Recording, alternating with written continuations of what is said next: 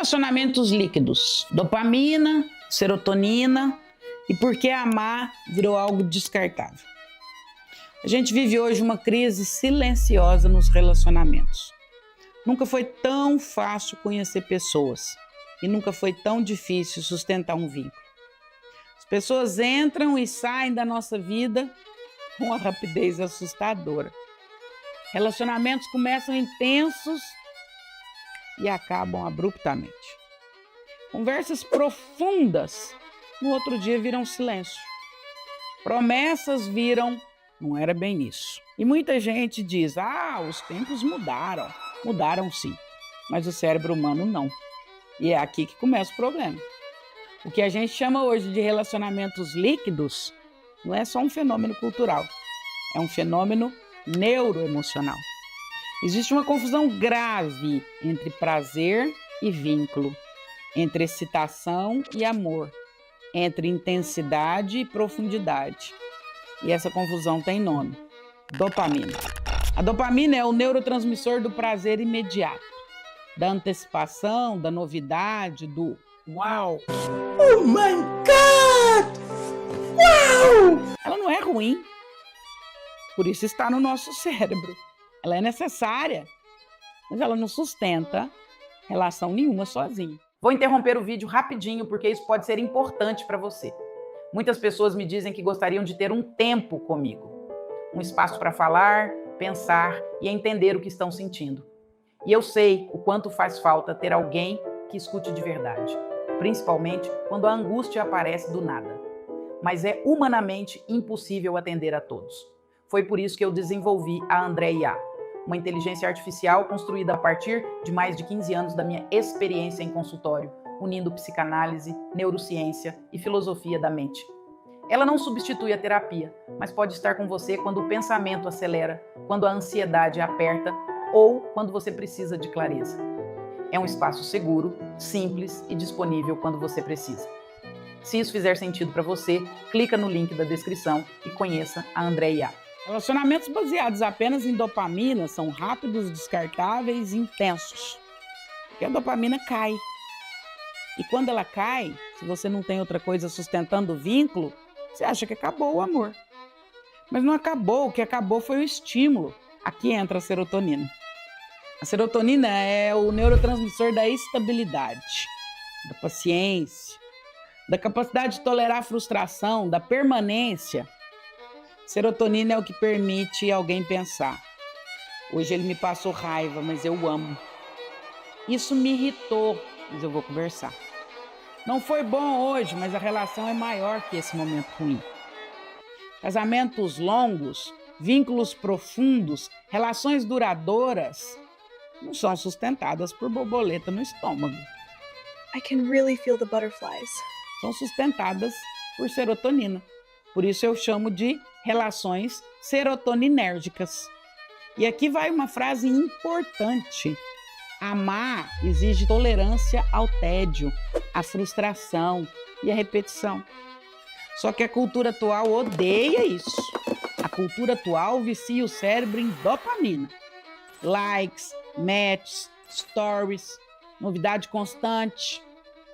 O Tinder não é um aplicativo de relacionamento, ele é um cardápio dopaminérgico. Você não escolhe uma pessoa, você consome uma experiência. E quando a experiência deixa de dar prazer imediato, você descarta. Como troca de série, como troca de música, como troca de roupa. Isso cria uma geração emocionalmente impaciente, que não tolera a espera, não tolera conflito, não tolera frustração. Qualquer desconforto vira sinal de que não é a pessoa certa. E aqui entra um ponto delicado.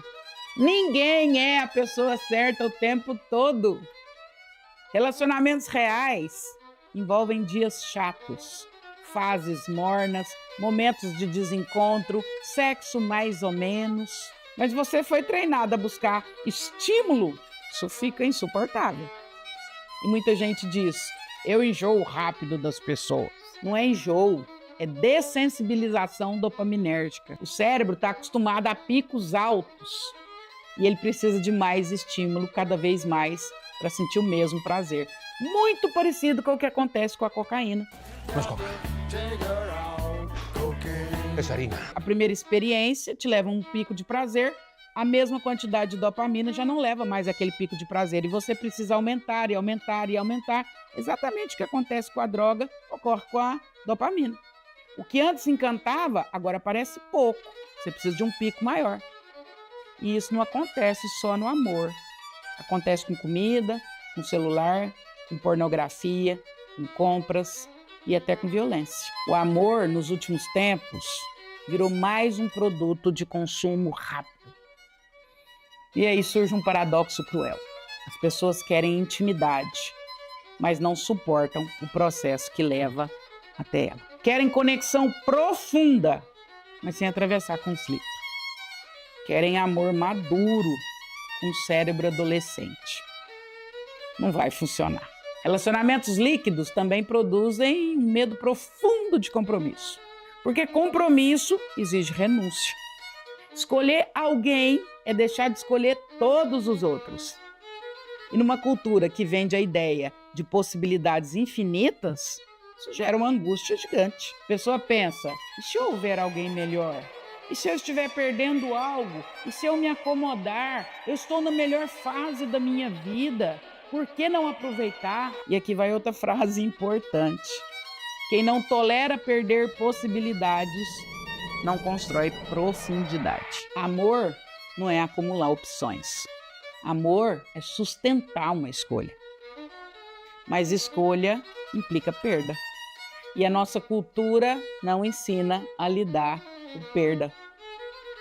Outro ponto importante: relacionamentos líquidos produzem vínculos frágeis e egos inflados. Todo mundo acha que merece sempre algo melhor, que o outro precisa ser perfeito, que qualquer falha é motivo para troca. Isso não é autoestima, é incapacidade de vínculo. Porque a autoestima saudável não exige perfeição do outro, exige maturidade emocional para lidar com os próprios limites. E aqui entra um ponto psicanalítico fundamental. Amar é aceitar que o outro não vai preencher todas as suas faltas. Quando você espera que o outro seja fonte constante de prazer, validação, excitação e sentido, você não quer um parceiro, você quer um estimulante emocional, um Viagra das emoções. E estimulantes cansam. Relacionamentos líquidos também geram solidão crônica. Porque vínculo profundo exige tempo. E tempo hoje virou artigo de luxo. As pessoas pulam de relação em relação sem nunca atravessar o desconforto necessário para construir intimidade. Ficam experientes em começos e incompetentes em permanência. E depois dizem, não existe mais ninguém que queira algo sério. Talvez exista. Mas querer algo sério exige um cérebro disposto a sair da perspectiva do consumo.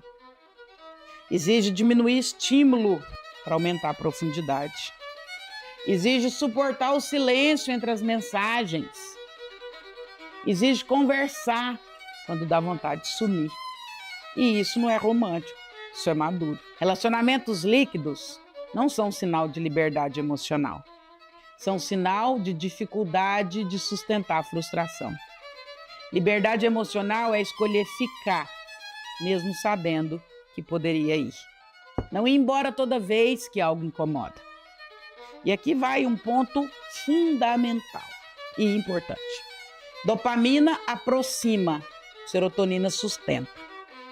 Se você baseia todas as suas escolhas afetivas apenas no frio na barriga, você vai viver relações intensas e vazias. Se você constrói vínculos onde existe espaço para conversa, para espera, para reparação, para frustração e tempo, aí o amor muda de forma. Fica menos excitante, mas muito mais seguro. E segurança não é tédio, segurança é chão. Talvez o grande desafio da nossa geração não seja encontrar alguém. Talvez o grande desafio dessa geração seja reaprender a ficar. Nós viramos especialistas em ir embora.